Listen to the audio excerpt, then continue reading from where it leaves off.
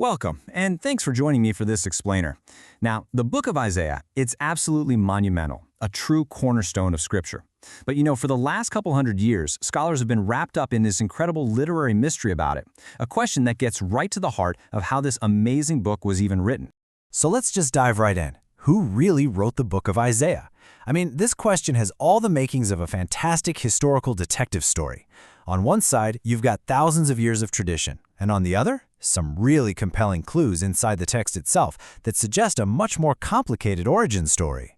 First things first, let's meet our main character, the traditionally accepted author, Isaiah, son of Amoz.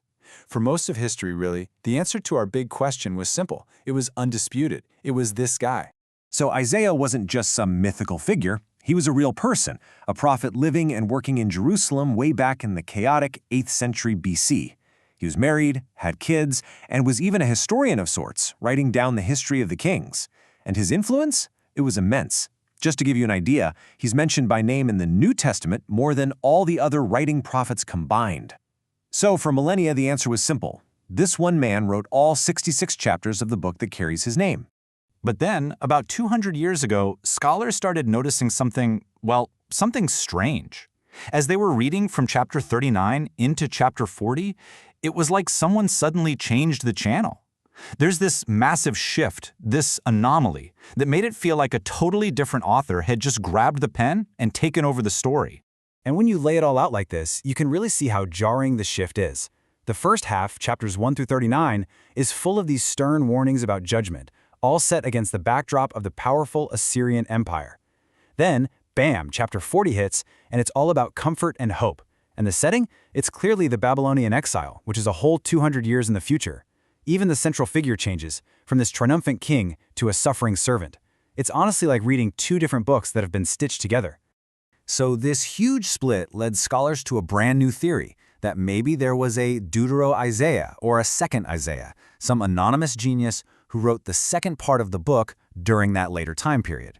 And the people who believe this, well, they build their case on three distinct lines of evidence they found right inside the text. So these are the three big breadcrumbs that form the core of the investigation. A different history, a different style, and a different theology. And right off the bat, this first clue is a massive leap.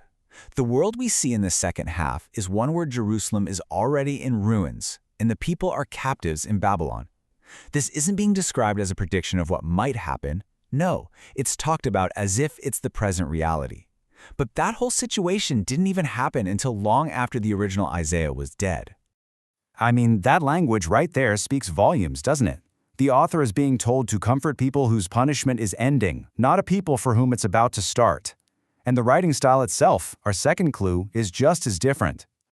And this is just a beautiful example of the poetic, really emotional and powerful style of the second half. It's filled with these rich metaphors and this soaring, hopeful tone. It feels totally different from the more direct, you need to stop doing that kind of prose in the first 39 chapters. It's a completely different literary voice. And finally, clue number 3, the theological pivot.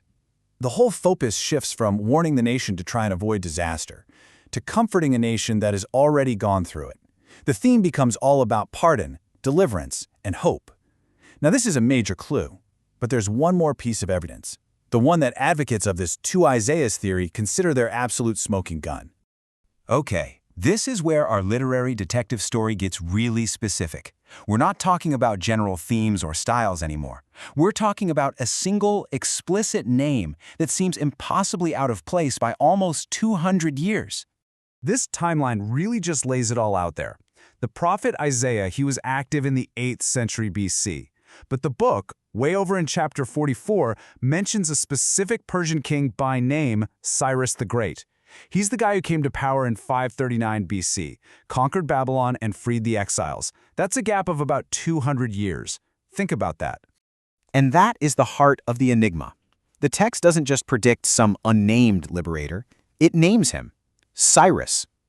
So how on earth could an 8th century prophet know the specific name of a foreign king who wouldn't even be born for another century and a half? For a lot of scholars, the simplest answer is that the person who wrote this was writing when Cyrus was already on the scene. So when you add it all up, the setting, the style, the theology, and of course the naming of Cyrus, For many modern scholars, the evidence all points to one solution: an anonymous, absolutely brilliant author writing during the exile in the time of Cyrus. And that's where we get this term, Deutero-Isaiah, or Second Isaiah. This theory, this idea that the book is a work that was composed and edited over centuries, has pretty much become the standard view in modern biblical studies. But, and this is a really important but, we have to remember this whole debate is only about 200 years old. Before that, for literally thousands of years, the book's unity was just taken for granted, and there are still plenty of compelling arguments, both theological and literary, made for a single author. Which leaves us right back where we started, with the core question. Is the naming of Cyrus an astonishing act of divine predictive prophecy, something that just defies any normal historical explanation? Or is the literary and historical evidence for a second, later author, this Deutero-Isaiah, simply too strong to ignore? That question, about prophecy, about history, and how a sacred text comes to be, is exactly what makes this ancient literary mystery so incredibly compelling today.